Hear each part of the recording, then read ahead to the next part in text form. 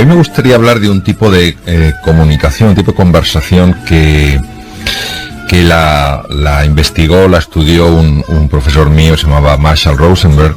Está basado en intentar generar un espacio de encuentro entre personas que están teniendo serias dificultades, serios conflictos, ¿no? Se basa fundamentalmente en entender no lo que la otra persona está pensando, sino lo que la otra persona siente, necesita y no está expresando.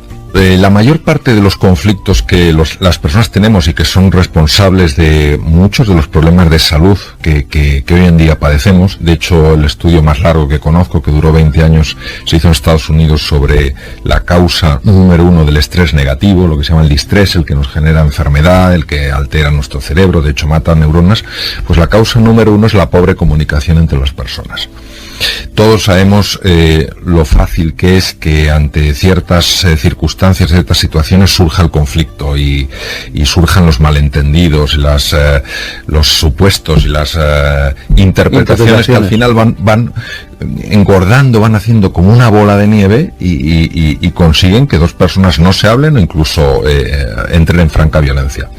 Lo que Marshall Rosenberg descubrió fue que cuando nosotros somos capaces de conectar con los sentimientos y las necesidades de una persona, es decir, creamos un espacio de escucha, algo sorprendente ocurre.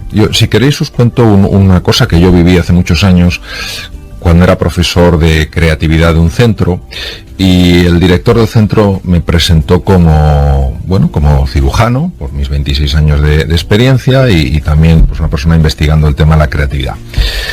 A uno de los alumnos de ese máster le entregué un collage, un papel grande que tenía varias fotos pegadas, y tuve la fortuna de que en lugar de mirar el póster yo le estaba mirando la cara. Noté un cambio tremendo en la expresión de su cara. De repente su cara, de ser una persona con una expresión normal, se convirtió en la expresión de una persona profundamente enfadada. Yo me quedé bastante sorprendido y empecé a mirar en el póster qué podía haber puesto que hubiera generado un impacto tan sorprendente en esa persona. Y no sé por qué me di cuenta de algo, del hecho de que yo había puesto una foto de un cirujano operando. No se veía sangre, ni se veía nada así un poco duro, pero sí se le veía con su mascarilla, con su gorro, etcétera, etcétera, operando. Y le hice una pregunta, le dije, oye, ¿a ti te caen bien los cirujanos? ¿No se cambian? No te caen bien los cirujanos. No te caen bien. A mí me habían presentado como cirujano, en el póster había puesto eso, ¿a ti te caen bien los cirujanos? Y me acuerdo que él se me quedó mirando y me dijo, los cirujanos no me gustan nada. En ese momento, y que cada uno se lo aplique en su propia vida, todos tenemos la tendencia natural a defendernos, a posicionarnos. En mi caso, pues el posicionamiento podría ser muy sencillo. El posicionamiento podía ser, oye, mira, perdóname, yo no te he hecho nada. Es tu problema, ¿no? Es tu problema. Oye, mira, los cirujanos salvamos muchas vidas, los cirujanos hacemos esto, o cuesta mucho tiempo y esfuerzo ser cirujano, etcétera, etcétera. Apliqué la metodología del doctor Rosenberg, y en lugar de posicionarme, en lugar de defenderme, en lugar de intentar demostrar que aquel comentario suyo no tenía ningún sentido, intenté entender qué había ahí que generar tanto dolor. El primer trabajo que tuve que hacer fue conmigo mismo, es decir, cortar mis ganas de revancha, mis ganas de posicionamiento, ¿no? Le dije, ¿me puedes contar por qué? Él se quedó callado y, viendo que toda la clase había quedado en silencio y que realmente había un espacio para la escucha, empezó a contar experiencias que había tenido. Experiencias tremendamente duras.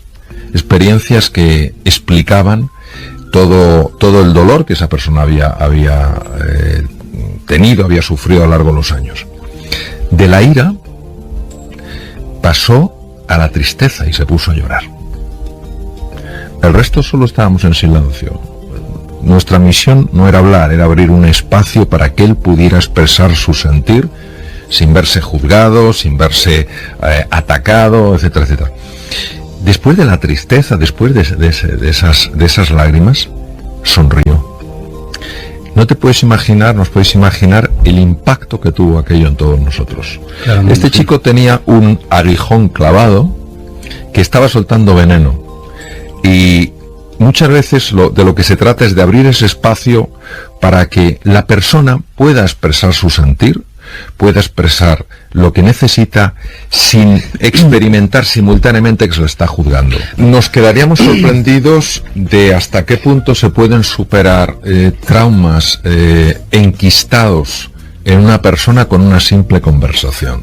Yo he visto personalmente en algunos foros en los que he participado personas que arrastraban enormes traumas desde pequeñitos, que cuando los han podido expresar y han visto a alguien que ni les daba la razón, ni les contradecía, sino sencillamente abría un espacio de escucha, el grado de liberación es espectacular. Luego he tenido la fortuna de encontrarme con esas personas meses después, y el cambio seguía, había cambiado por completo su vida. Es decir, no nos damos cuenta porque lo tenemos pues tan cerca del enorme poder de la comunicación. De hecho, se ha demostrado que la conversación puede ser en muchas enfermedades que se catalogan como enfermedades mentales más potente que incluso algunas de las medicaciones más sofisticadas que hay. De hecho, la verbalización es un proceso tremendamente valioso porque obliga al mundo emocional, que a veces es un mundo difuso, que no se puede precisar de manera clara, le obliga a ir a una parte del cerebro que es la región prefrontal izquierda y áreas del lenguaje que están próximas a ese área. Y precisamente ese área prefrontal es el área de las emociones positivas. El problema de las emociones, o el problema que pueden generar las emociones, es cuando se estancan. La emoción tiene que fluir de una manera adecuada. Es decir, incluso cuando una persona siente frustración o siente ira, esa frustración, esa ira hay que manifestarla, pero sin generar violencia, ni hacia uno ni hacia los demás. Por ejemplo, a alguien le pueden haber hecho una faena muy clara desde el punto de vista objetivo. Entonces hay una forma de comunicarse que se llama asertividad, con la cual tú hablas con firmeza pero sin dureza. Es decir, tu forma de hablar es una forma potente pero no es agresiva. Tanto la frustración como la alegría, si se suprimen, pueden generar hasta enfermedades. Una persona que sea alegre, que le guste pues transmitir su ilusión por las cosas, que viva en un entorno que sea muy punitivo, que castigue la expresión de la alegría porque parece que está fuera de tono, fuera de lugar, y esa persona secuestra su alegría, sucede lo que llamaba Gustav Jung la sombra blanca. Esa alegría, precisamente por estar estancada, empieza a generar problemas. Pues las emociones han de fluir. Lo que pasa es que han de fluir de una manera creativa. Por eso es tan importante conectar con los sentimientos y con las necesidades de las otras personas y abrir sencillamente un espacio de escucha. Si escribir en un diario ya tiene ese poder, ¿qué poder no tendrá encontrarte con una persona que es capaz de actuar como contenedor de ese mundo emocional, dejar que tú puedas expresar eso sin que esa persona que lo está expresando se sienta juzgado? Es difícil, es desafiante, pero yo lo he visto en distintas situaciones y es de un poder difícil de escribir. Parece mentira que algo aparentemente tan sencillo tenga tanto efecto, y yo creo que está basado en el poder de la escucha auténtica, que muchas veces decimos que escuchamos pero no estamos escuchando, no estamos creando ese espacio para que la otra persona pueda expresar libremente su sentir. Y por otro lado también la importancia de que para nosotros la otra persona sea relevante, es decir, que nos interese no solo conectar con su sufrimiento, sino también ayudarla a que lo alivie. Lo interesante es que una metodología hoy en día, pues que posiblemente a muchos oyentes les suene, que es el coaching, está muy basada en esta tecnología, la pregunta. ¿Y por qué es tan importante la pregunta? La pregunta es muy importante porque hace que nuestra conciencia se enfoque en un determinado lugar. Y tú, al enfocarte en un determinado lugar, ves cosas que normalmente no ves. Tenemos todos una estructura en el cerebro, en el tronco cerebral, que lo que sería como una linterna, ¿no? Entonces tú haces una pregunta y esa estructura pone todas las potencias cerebrales para que buceen, para que indaguen en esa pregunta. Por ejemplo, si yo ante una dificultad me hago la pregunta, ¿puedo con esto? En el fondo, ¿dónde estoy poniendo mi foco? Estoy poniendo mi foco en la duda. ¿Puedo con esto? En la inseguridad, en la preocupación. Pero si yo cambio la pregunta por ¿cómo puedo con esto?, solamente cambiar la pregunta hace que yo automáticamente dé de alguna manera por hecho que hay un sistema. Lo que tengo que hacer es buscar la solución. Aunque es lenguaje, dado el poder que tiene el lenguaje para afectar al subconsciente, el cerebro empieza a operar de una manera radicalmente distinta. Por eso una de las cosas que sí que me gustaría desde aquí, desde el punto de vista práctico, es que cuando cualquiera de las personas que hoy en día que hoy nos esté escuchando se encuentre con una situación muy difícil, no se pregunte nunca ¿puedo con esto?, sino ¿cómo puedo con esto? Y otra pregunta que sí que me gustaría mucho compartir con los oyentes hoy es la siguiente. A veces me he encontrado con personas que se sienten bloqueados ante una situación, lo que sea, y no saben cómo salir de ahí. Entonces hay una pregunta que tiene muchísimo impacto, y la pregunta es muy sencilla, es ¿cuál es el paso más pequeño que me atrevo a dar? Es que no somos conscientes del poder que tiene el lenguaje para afectarnos hasta por vía subconsciente. Por eso hay palabras que abren mundos, hay palabras que curan, hay palabras que enferman, y el tema de la pregunta que nos pide a todos pues un poquito de silencio y un poquito de reflexión, y buscar esa pregunta que nos haga reflexionar sobre un aspecto sobre el que no hemos llevado todavía luz. Por eso me parece importantísimo, y muchas veces, bueno, esto es un tema fascinante, ¿no? El tema de la creatividad. La creatividad, los niños, por ejemplo, cuando son pequeñitos, se hacen todo tipo de preguntas sin plantearse si son preguntas inteligentes, no inteligentes, adecuadas o no adecuadas. Pero luego entran en el mundo de los adultos y empezamos a decir, bueno, esa pregunta qué rara que es. Pero ¿cómo te haces esa pregunta? Y luego pasa el tiempo y te das cuenta que la gente que ha revolucionado la sociedad, por lo menos en el campo de la ciencia, se hicieron preguntas que en aquel momento mucha gente consideró que eran estúpidas. Bueno. Y por eso el volver a traer el peso, el valor de la pregunta, me parece que puede ser interesante. Has pronunciado la palabra silencio. ¿Qué importancia tienen en la salud mental? El silencio es un tema que cada vez se va valorando más, sobre todo a raíz de los descubrimientos que se están haciendo en lo que se llama neurociencia afectiva, es decir, la parte de la neurociencia que se ocupa de los sentimientos, las emociones, etcétera.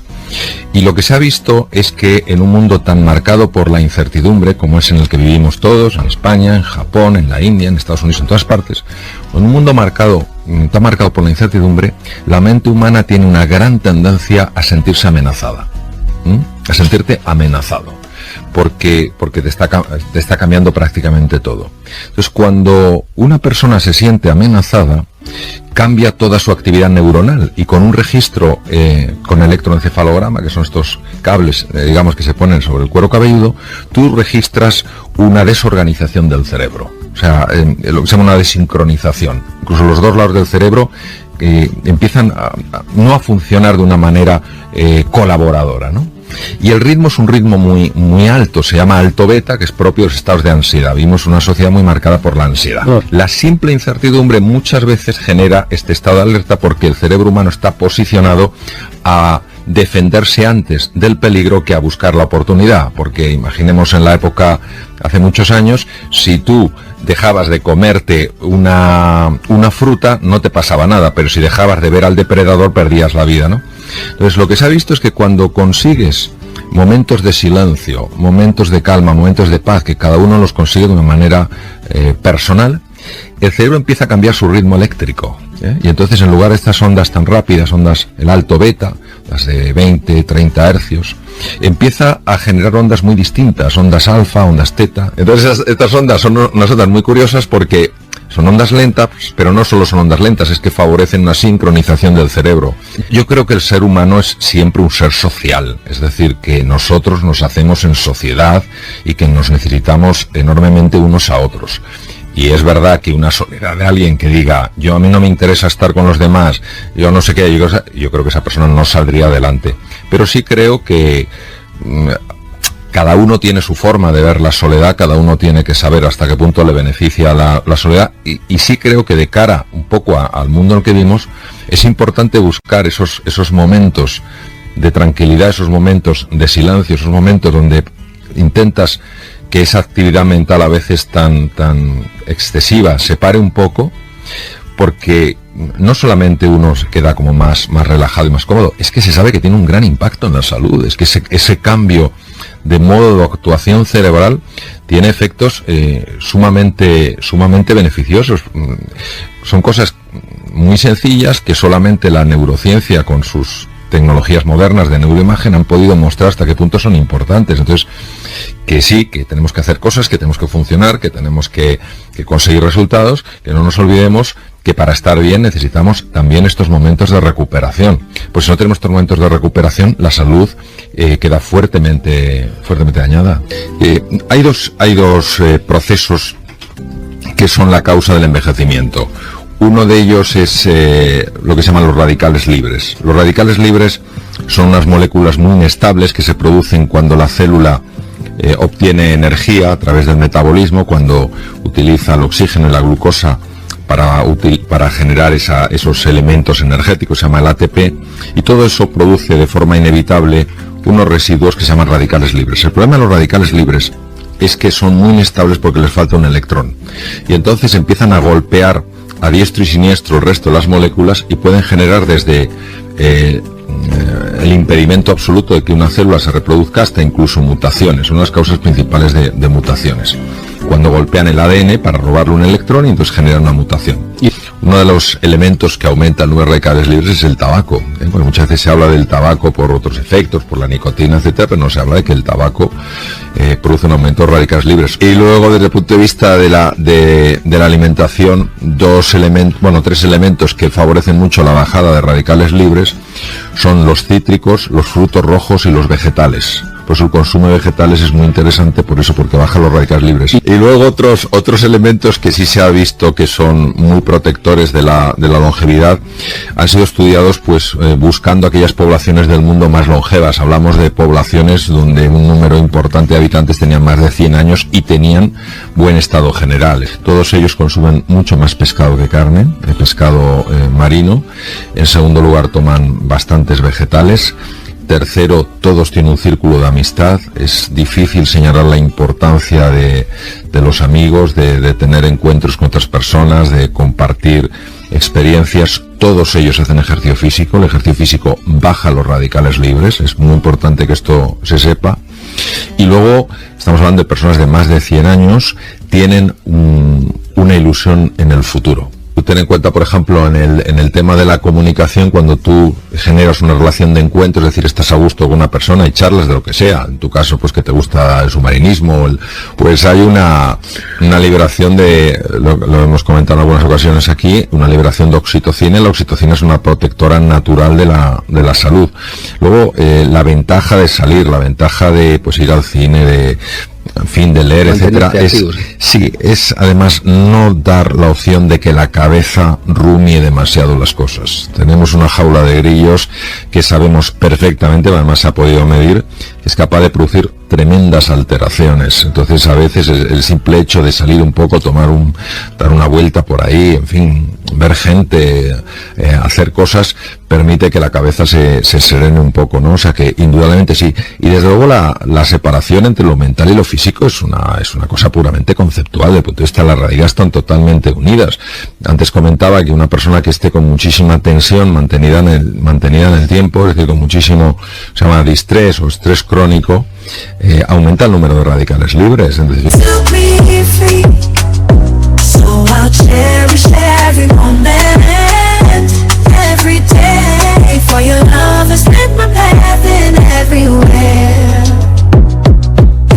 the touch of your hand, I find the strength to rise and stand. Through every trial, every tear we've shed, your love's been the shelter where I find my bed. For your love's been my anchor in life's stormy seas, a beacon of hope guiding me to be free. So I'll cherish every moment, every day, for your love has lit my path in every way. With gratitude in my soul, I'll sing this song for the love que en Radical Libre estamos hablando de moléculas, estamos hablando de algo, algo muy físico, y sin embargo procede de una situación muy mental. ¿Por qué? Pues porque son dos realidades que se pueden distinguir. Sí, porque el cuerpo somatiza, ¿no? O sea, el cuerpo... Claro, la cabeza te pasa factura en el cuerpo. Claro, cuando se habla de patologías psicosomáticas, no estamos hablando ni mucho menos de que una persona esté un poco mal de la cabeza y como consecuencia de eso se imagina enfermedades raras. No, es que la mente y el cuerpo están íntimamente conectadas. Entonces toda la tensión que una persona puede experimentar a nivel psíquico, sobre todo si es de forma muy constante y no ha encontrado ningún camino para liberarla, puede, no necesariamente, pero puede dar lugar obviamente a una enfermedad. Cuando una persona quiere mejorar algo de su vida, quiere pues hacer que algunos aspectos de la personalidad evolucionen positivamente, aunque parezca sorprendido, una de las cosas interesantes que puede hacer es ejercicio físico. Y uno se pregunta qué tiene que ver la personalidad o la mejora, el crecimiento interior con el ejercicio físico, y sí que tiene que ver. Para que se produzca ese crecimiento interior tiene que haber un cambio en el mapa neuronal, es decir, las neuronas tienen que conectarse de una manera novedosa. Las neuronas, para conectarse de una manera novedosa, necesitan unas sustancias llamadas neurotrofinas, que por cierto las descubrió Rita Levi Montalcini, que murió con 102 años, una magnífica y maravillosa neurocientífica italiana. Entonces necesita estas sustancias. Una de las más importantes se llama BDNF. Bueno, pues precisamente el BDNF, que es un factor derivado del cerebro, aumenta, los niveles de BDNF aumentan con el ejercicio físico. Aquí el dolor físico y el dolor social, cuando una persona se siente marginada, cuando una persona se siente excluida, cuando se hace una resonancia funcional magnética, es una técnica de imagen para ver la localización de ese dolor a nivel cerebral, se activan las mismas áreas en el cerebro. Y fíjate qué interesante, es raro eso, los ¿no? opiáceos, no, porque el cerebro procesa igual el dolor social.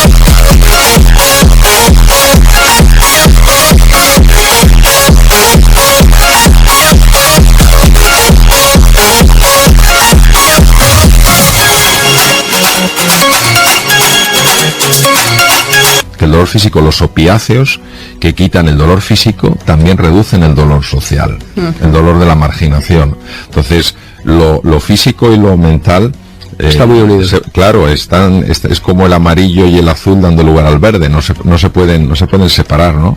Y yo creo que son estas noticias bastante esperanzadoras e ilusionantes, porque de alguna manera no ponen todo en nuestras manos, pero sí ponen cosas. Recuerdo a un personaje interesante del 16, ¿no? Nicolás Maquiavelo, ¿no? Decía: la fortuna es árbitra del 50% de nuestras acciones, pero nos deja gobernar la otra mitad a nosotros. Entonces, claro, que una persona se tome en serio el ejercicio físico, el dormir de manera adecuada, estos momentos de esparcimiento, etcétera, etcétera, el tomar más vegetales, más pescado, el tener un círculo de amigos, etcétera, etcétera, sí que tiene una repercusión clara, no solo en la longevidad, sino también en la calidad de vida.